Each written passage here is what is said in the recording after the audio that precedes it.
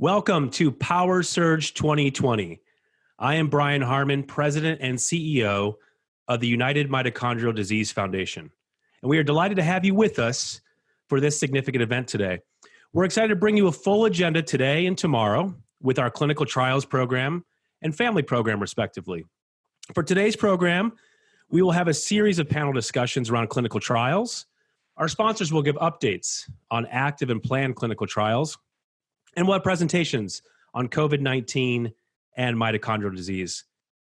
But of course, certainly today would not be possible without the generous support of our sponsors. During this time of uncertainty, they stepped up and asked, what else can we do? We're grateful for their support. Year over year, our sponsors come back to support our educational efforts, our international symposium, and this year, our Power Surge event. And I want to extend my appreciation to each and every one of you who have also stepped up, who've taken time out of your day, out of your busy schedules to join us for this very important meeting today. I want to extend my appreciation to Drs. Bruce Cohen, Amel Kara, and Michio Hirano, who were instrumental in planning today's event. We extend our gratitude to Drs. Richard Haas and Bob Navio, who were set to chair our symposium this year before we had to move to the virtual format. They have agreed to bring their program back when we return to Phoenix in 2022. I'm also excited to share Dr. Bruce Cohen and Dr. Bill Copeland have accepted our invitation to chair Mitochondrial Medicine 2021 in Charlotte, North Carolina. We hope you'll join us in Charlotte next year. We're here today with the brightest minds in mitochondrial disease research and care at a time our patient community is counting on us more than ever. We're here as we have reimagined our international symposium to bring important content virtually to our community. And we're here because a dedicated group of professionals have made it a priority to do so. But ultimately, we're here to deliver more impact more often for the thousands of patient families who count on us to do just that every single day. For them, we're here to share. We're here to celebrate our success, learn from our failures, and kick down a few more doors on our search for a cure. And we do that in a number of ways at UMDF. First and foremost, by finding and funding the very best science wherever it is in the world. We bring more impact more often by funding a diverse set of researchers, from experienced investigators to early stage investigators, to promising postdoctoral fellows. We aim to advance mitochondrial disease research across all stages of careers. And later on in this program, you'll have the opportunity to see two of these researchers pitch their projects to our accelerators members right here during day 2 of the Power Surge. I hope you'll tune in to the big pitch on Saturday, June 27th at 12:30 Eastern as Kinsley Bell of Stanford University and Leah Mayorga of IHEM vie for the $50,000 Accelerators Prize. Our Accelerators members who represent UMDF donors who have given $500 or more will have the opportunity to cast their vote for the 2020 prize winners. And there's still time to become an accelerator. You can visit umdf.org/accelerators for more information and learn how you can be part of this exciting program that bridges philanthropy with fast science. The 2020 Accelerators Prize winner will be announced on UMDF's Facebook page on Monday.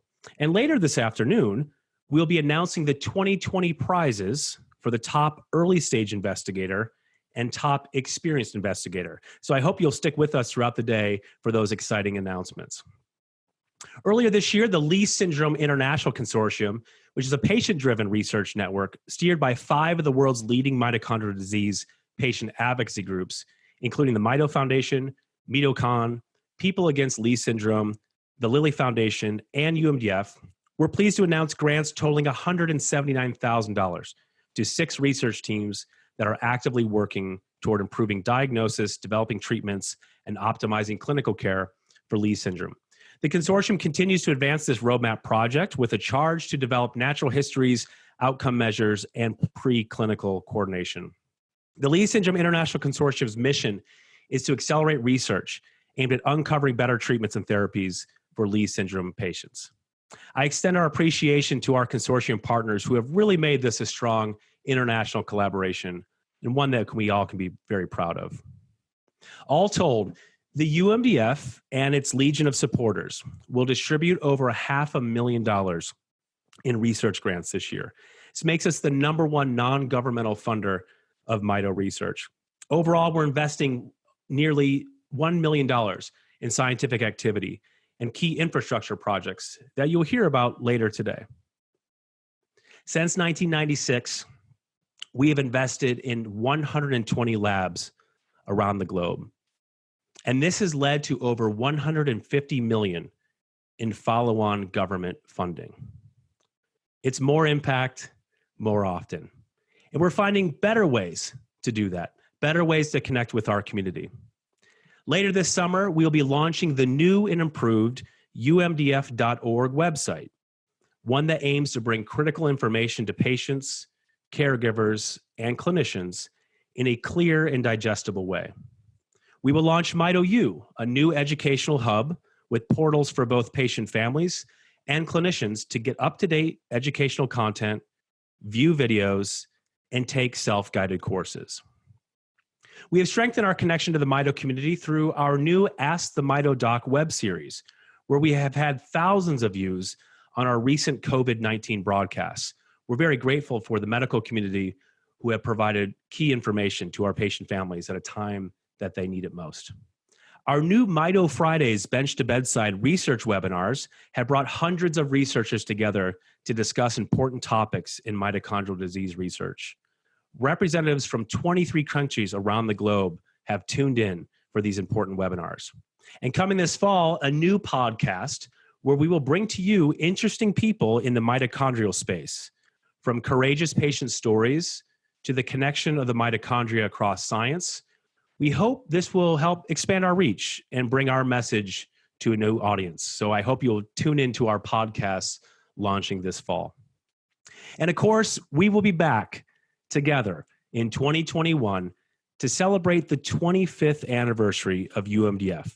25 years of a community coming together, research, clinicians, patient families, and our organization to celebrate a wonderful 25 years of this great organization. Please join us in Charlotte, North Carolina in 2021. More impact, more often. Ultimately, we create it through a dedicated network of professionals who have made our patient families a priority. We bring more impact more often because of all of you. We are grateful for your leadership and your unwavering commitment to moving our mission forward. One particular group I'd like to recognize is the UMDF Scientific and Medical Advisory Board. We are grateful for their leadership, their guidance, and in particular, their agility over the past several months as we navigated an unprecedented time for our organization. From developing position statements to advancing mito education to grant review, our SMAB has been critical to our team. And of course, we recognize those members who have served this organization so admirably over the past several years. We know you were all pulled in so many directions, so we are grateful for your time and your resources. I'm delighted now to get our programming started today by introducing our first speaker, Frank Sasinowski. Mr. Sasinowski has assisted sponsors and patient organizations in developing new medicines that have helped secure FDA approval for hundreds of new drugs, including more than 100 new molecular entities, often for serious and rare diseases. He was involved in 6 of the most recent 7 drugs FDA approved by way of its accelerated approval process. Mr. Sasinowski joined FDA in 1983 as regulatory counsel in the Center for Drugs and Biologics, where he was key to implementing both the 1983 Orphan Drug Law and the 1984 Hatch-Waxman Law. In 1987, he left the FDA as Deputy Director of the Health Policy Staff in the Commissioner's Office and joined Hyman, Phelps, and McNamara. Since 2014, Frank has been Adjunct Professor of Neurology at the University of Rochester School of Medicine. His work has been widely recognized by industry and political leaders. Here to present on the nuts and bolts of clinical trials, Frank Sasinowski. Thank you, Brian, for that very kind introduction. And I'm very honored that UMDF would invite me to be here at your Power Surge 2020 annual meeting and to be your keynote speaker. And although I was at the beginning of the Orphan Drug Act, I was at FDA, I helped implement the law, and I've been involved in the rare disease community for a long, long time. During my 16 years on the board of NORD, one of the things I did was to nominate Chuck Mohan and UMDF to join the board of NORD. And while I'm now the vice chair of the Every Life Foundation for Rare Diseases, I want you to know that the only thing you really need to know about me is that I have always been with the mitochondrial community and for the community. And so with that, I just want to move forward and let's talk about some things that I hope will be of interest to you. What I'd like to do is break this talk into two segments. Talk about kind of the nuts and bolts, some things that can help make trials better. Because I want to have us challenge our study instruments so that they serve patients better rather than the other way around. And the second thing I'd like to talk about is the importance of clinical trials. I'd like to talk about how we can do study designs that enfranchise and empower the mitochondrial community while making the most of every precious volunteer in every trial. So let's first turn to nuts and bolts. And let's talk about how do we develop common disease? We tailor the existing tools to each disease. So the first of those two topics is how do we develop common tools that can be utilized across mitochondrial diseases? Now, in each case, if we were to try to, and I don't know how many mitochondrial diseases there are, 347 or something like that, if we were to try to develop separate tools for each one of those conditions, it would be a mighty undertaking. So if we can find ways that we can come up with commonalities so that the tools that are developed can be used across different mitochondrial diseases. That's the goal that we should be pointing to when we're kind of developing new ways of assessing how you patients feel and function. Okay, and the basic premise there is that let's try to avoid reinventing the wheel. And then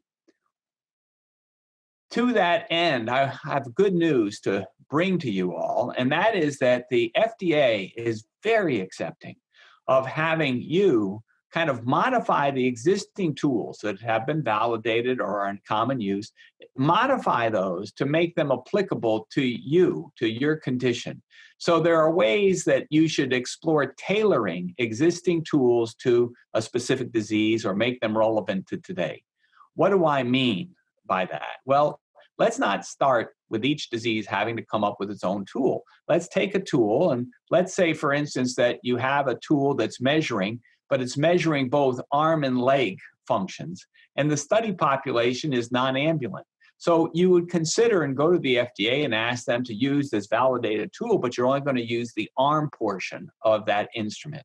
And the good news is FDA has been demonstrating how flexible and understanding they are in not forcing the mitochondrial disease community or other parts of the rare disease community to go back and reinvent the wheel. Another thing is that sometimes some of these instruments you look at have components that are completely irrelevant. They might be irrelevant to your disease, or they might be irrelevant to today. Like, for instance, I've seen instruments that say things, well, can you dial a rotary phone? Can you turn a key in a lock? No longer relevant activities of daily living. So the good news is let's try to come up with tools that are appropriate for your disease and appropriate to you and appropriate to today. The next nut and bolt is that each patient is precious. So we want to glean as much as possible from each patient. And for instance, you in the mitochondrial disease community know much more about your condition. You know about how it expresses itself in your daily life. You know how the speed at which it changes. So you know more than collective industry or academia does. So how do we harness what you know so that it can be applied so that we can get therapies to you that are meaningful to you faster? Well, different people express the same disease very differently. So what can we do to accommodate that, to adjust instruments? Well, we can allow each person to integrate their own personal disease experience and define what is the most burdensome or the most troublesome symptom. And you can do that on some scale that's already validated, like a Likert scale or what's called a visual analog scale, a VAS scale. These kind of scale, like the VAS scale and the Likert scale, are validated, and they can be used in a trial without requiring separate prior validation. You know, today, it happened when I'm being videotaped, it happens to be Tuesday, June 16th, and today the FDA finalized its guidance on patient-focused drug development, collecting comprehensive and representative input. This is intended to facilitate the advancement and use of systematic approaches to collect and use robust and meaningful patient and caregiver input that can better inform medical product development and regulatory decision-making. And it demonstrates, this kind of development of guidance demonstrates FDA's deep appreciation for the expertise that you, patients, and your caregivers can bring to the process of drug development, and FDA values incorporating your voice and those of your caregivers into that process. So that's another one of the nuts and bolts that we should be conscious of as we're looking at the development of new therapies. What's a third nut and bolt? That there are many ways to consider allowing each person to select their own most troublesome symptom. What do I mean by that? That the FDA has recognized in a guidance, for instance, on treating migraines, that it's recognized that everyone with a migraine doesn't express it the same way. Sure, they all have migraineur pain, but beyond that, some people have photophobia, light sensitivity, phonophobia, sound sensitivity. Other people might have nausea and vomiting. And so the FDA has said in its guidance on migraines and developing new therapies for migraines, let the patient decide. Let the patient decide and let them rate it. You don't have to just only enroll those migraineurs who happen to have like photophobia. No, enroll everybody. And that's what we need in mitochondrial disease drug development. We need to enroll everybody with that condition.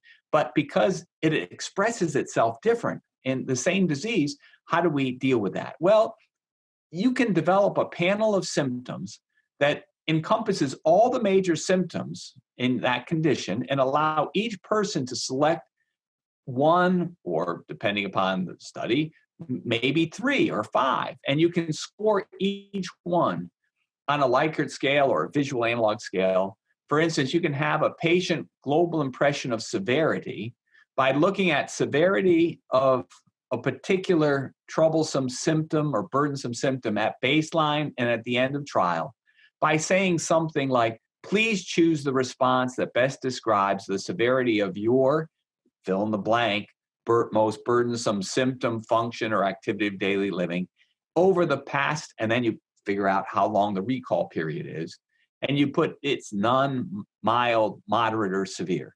And obviously you're hoping that probably at the beginning of the trial, most people will be moderate or severe. It's their most bothersome symptom, so it's probably going to be moderate, severe. And you're hoping that at the end of the trial, that a large portion of those on the therapy, if it works, will move to mild or none. And while the persons who are randomized to a concurrent placebo control will stay at that same level.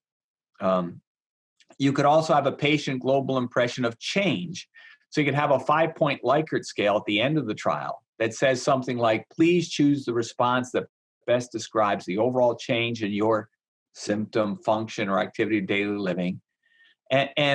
Or you can just say globally with the disease generally since the beginning of the trial and say that you're much better, the same, worse, or much worse. So you have a 5-point Likert scale.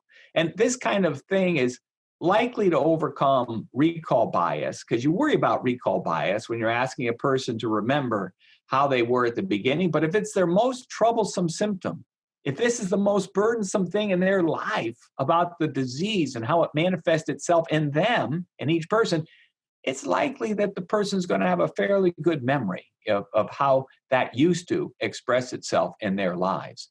And if you ask it only at the end of the trial, there's no ceiling effect. What's a ceiling effect?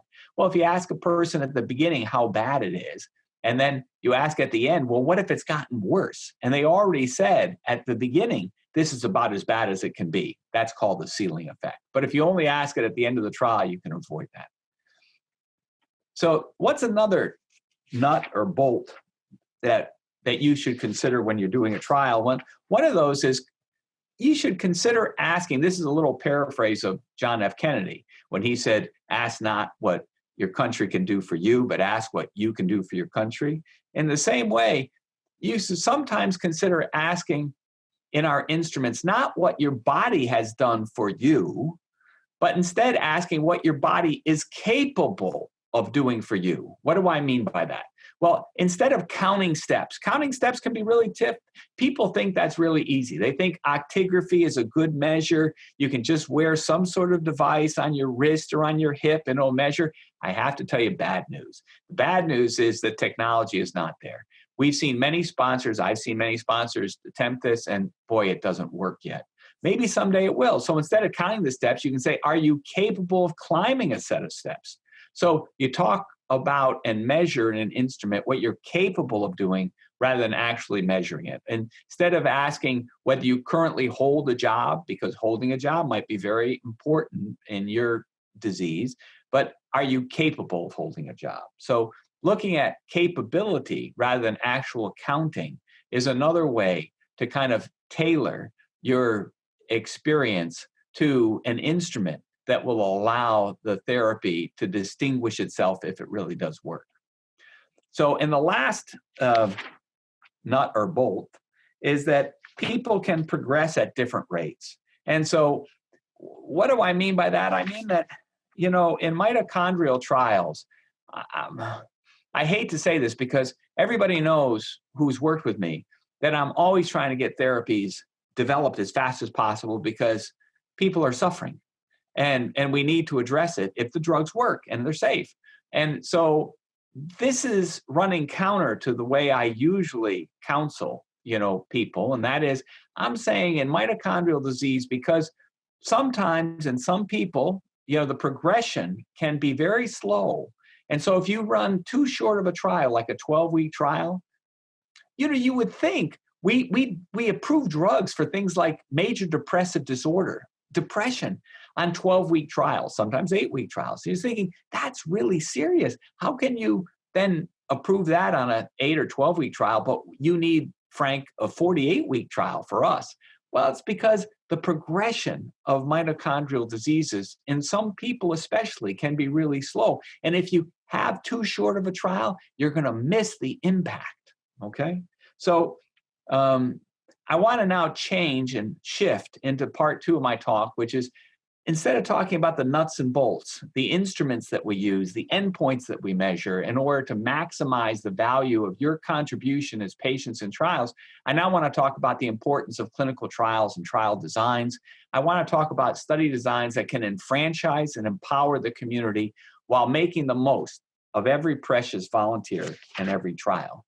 So the first thing, and I should have really talked to Harman and Phil about this. But the first thing is I look at all of the different mitochondrial diseases and I'm thinking it might be helpful that if we had a basket registry of mitochondrial disease patients so that we enrolled many different types of mitochondrial disease patients in one registry. Because sometimes it's hard to discern, sometimes it's hard to find a place to go. And so if a place like UMDF were to start to bring in all patients, I mean, whether they're, something very small like Barth or I don't know the Charcot-Marie tooth disease is that small, or Lee's disease is a little bit bigger, or, we have diseases like Friedreich's ataxia, and even ALS first expresses itself as mitochondrial dysfunction. So that we have different types of diseases, and if we can pull them all together into one basket, we might be able to identify the patients that can benefit most from a certain treatment. The other thing is that, and this has been a hobby horse of mine for a long time, you'll see that last spring, the head of the Division of Gastrointestinal and Inborn Errors of Metabolism, Dr. Dragos Roman, asked me and Emil Karai, actually, and then we brought in Phil Yeske to put together a workshop, help put together a workshop on primary mitochondrial diseases. And Petrula Smoku, who's here today, she was very involved in that as well. So when we put together that workshop, one of the things I said is that we should really think about using all the external controls we can. I see it as a false dichotomy when people say, well, should we have a concurrent control or should we have an external control, a natural history control? I think that in order for us, and especially in small mitochondrial diseases, that is, the trials are going to be therefore small, we need to maximize the amount of information that can help determine whether or not the finding is truthful, reflects truth. And the way to do that isn't to rely upon one control, but to use as many controls as possible. So why do I think that? Because I think that in mitochondrial disease and very rare diseases, we don't know everything about the disease yet. We don't.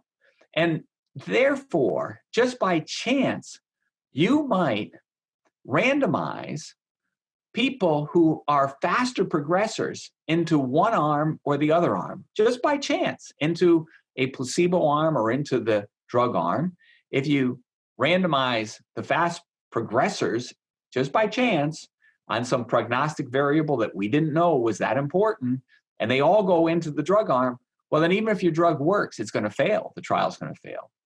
Conversely, the drug doesn't work, but you put all the fast progressors that got randomized into the placebo arm, it's going to look like the drug works. That's a type, so that these are type 1 and type 2 errors. So I think, therefore, we should try to use as many controls as possible.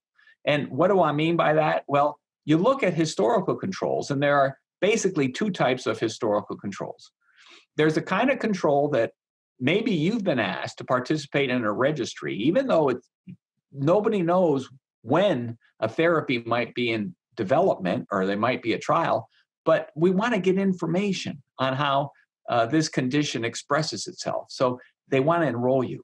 Well, at some point in the future, when an investigational therapy comes along, you might be invited to participate in that trial. If that happens, let's say you have 2 years of data of how on important instruments, you had been progressing. And then you get randomized into the trial. Well, if you get into the drug arm, and you should expect then a change. Once you're on the drug arm for a year or something, it should look quite different, your progression, versus the 2 years when you were just being followed in the registry. And the reverse should happen, that if you get randomized to the placebo arm, you should look primarily like you did in the 2 years when you were in the registry. That kind of information can help a trialist, a person like the FDA, somebody who's trying to discern truth out of your study. It can give them more confidence in whether or not actually the findings of the study are believable. And the other way that natural history is used as a historical control is when you then gather all the natural history data and then you compare it to how the patients did in a trial. Let's say you have a trial and they're put on an experimental therapy. Now you look at people in a natural history control who are matched on every prognostic variable that we know about, whatever those are, how many years since the diagnosis, how old they are, it might be even how gender, how fast they're progressing. There are different ways to measure that. And if you match the people in the trial with those in the natural history, you might be able to have another way to discern whether or not the trial results themselves are credible, are believable, how strong they are. So to me, it's a false dichotomy to say which kind of control should we have in a trial. We should always use as many different controls as we can find. And that's why I call this Frank's rule. I call it Frank's rule that you should always try to use both. You should get as much data as you can before the baseline of a trial so you can analyze each patient as their own control. And you should also have a natural history control so you can use it in the way I just described by comparing when you match. But also you can, even if you had a randomized placebo-controlled trial, sometimes then, if you did the right design and you pre-specify it, you can then take patients who are matched out of the natural history and augment the confidence you have in the reading you're getting from the placebo concurrent control arm, because you're seeing that the natural history individuals that are matched are behaving the same way. So you have even more strength and confidence in saying how they progressed. And it's very consistent. Frank's rule is very consistent with FDA regulations, and I'm not going to go into that, but I just give the reference so that you're aware of that. I have listed here just a few natural history controls that have occurred recently. You'll notice the first four I put there were from that division of gastrointestinal and inborn errors of metabolism. That is now called essentially the Division of Rare Diseases and Medical Genetics. And we have the deputy director here, Dr. Petrulla Smoku. And I have to say that Dr. Katie Donahue, who's the director, and Dr. Smoku and all their staff, it's been amazing what they're doing. I mean, this is a new division that's just been created, and they are doing fabulous work. And so what basis do I have for that? I had 2 meetings with them in the last 2 weeks. And I have to tell you that if you haven't yet had meetings with them and worked with them, they are stellar. So I'm really happy about that. The next thing that I think that you should think about in terms of study design is think about using technology. You know, COVID-19, these tumultuous times have taught us that we can do things differently. We can use telehealth. We can monitor things. We can look at novel endpoints that we previously would never have considered. And we can be more visual. We can have patient videos. So I'm not going to go into it. It's a long discussion, but I just wanted to put it up there and let you be aware of it. And then I have last 2 things I wanted to say. First is we're also in tumultuous times in terms of equality in this nation.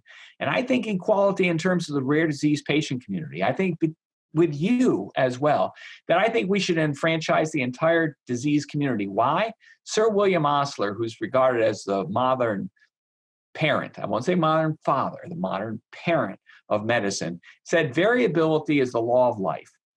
As no 2 faces are the same, so no 2 bodies are alike, and no 2 individuals react alike and behave alike under abnormal conditions, which we know as disease, dis-ease, not at ease. That's it. So we should try to enroll because people are all different. So we want to get as many people in trials as possible. We want to get as many people into natural history studies. We want to get as many people into registries because different people respond differently. And therefore, different people respond differently to the disease itself and how it manifests itself and how it progresses. The same way therapies are going to affect people differently. So you're having confounding factors, lots of things that are different. And so we want to then enroll a diverse community that's demographically diverse, that's economically diverse. And I think that if we use technology, we can reach more communities because we can use telemedicine to be able to go out into different communities that might not be able to bear the travel burden. They might not be able to hire a nanny to stay at home with other children in order to bring them and to get on a plane and come to the Mayo Clinic or to go to Johns Hopkins. So I just am making a shout out there that we take advantage of this time, this COVID time, and this kind of diverse, when we're looking at diversity, that we see how that applies to our community too. And the last thing that I wanted to say, and this is, I saved it for the end because I think it's really good, and that is that at the Every Life Foundation annual scientific meeting in September, the head of the Office of New Drugs and the Center for Drugs, Dr. Peter Stein, made the first FDA public statement on what constitutes confirmatory evidence under a 1997 law, FDAMA 115, single study standard. That is, this 1997 law had said, FDA, you don't always need 2 adequate and well-controlled studies. And FDA, you're brilliant. You had come up with a whole technique on your own, which was if a study is strong enough on its own, really highly persuasive on its own, that can be enough.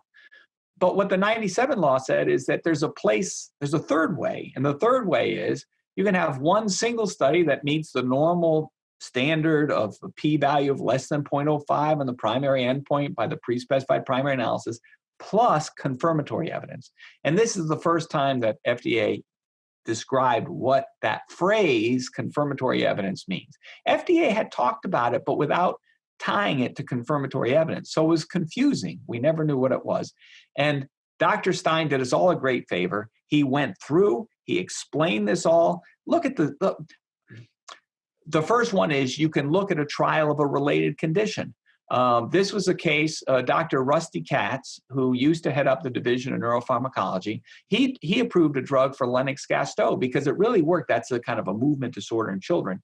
And because they had one study, wasn't overwhelming statistically, but he saw that they did a couple other studies in adults who had movement disorder. Now, those other studies weren't enough to get a label for the adult indication, but they were enough evidence that the drug would work that he said, it's in a related condition. I'm calling that confirmatory evidence. I'm going to approve this drug for children who have this movement disorder, Lennox-Gastaut. The second example that Dr. Stein gave was you can even look at compelling mechanistic information from clinical, early clinical, or non-clinical studies. You know, even an animal model. A lot of mitochondrial diseases have specific animal models that have been developed because of the research that's been done, a lot of it funded by the UMDF. And because of that, you have animal models, and so that can be confirmatory evidence.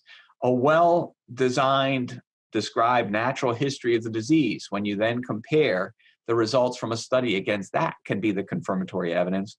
Or you can look at other members of the pharmacological class, that drug class, and look to see if they treat this condition. And so sometimes just one study could be enough. This was really groundbreaking that Dr. Stein announced in September 2019. And then nobody knew this, but in December of 2019, FDA issued this draft guidance, which expanded on what Dr. Stein said at the Every Life Foundation for Rare Diseases annual scientific meeting in September 2019. And it expanded, and it really, it went into even more detail on more topics than the one I just described. It also described how you can have, FDA will apply extra flexibility in interpreting disease study results when a condition is either rare, or it's serious, or it meets an unmet medical need. In mitochondrial disease, most often, you meet all 3 criteria. I'm sad to say that, but in most cases, all 3 criteria are met, so that would imply that FDA would give even extra flexibility in interpreting those results. It also talked about other things, like it talked about how you can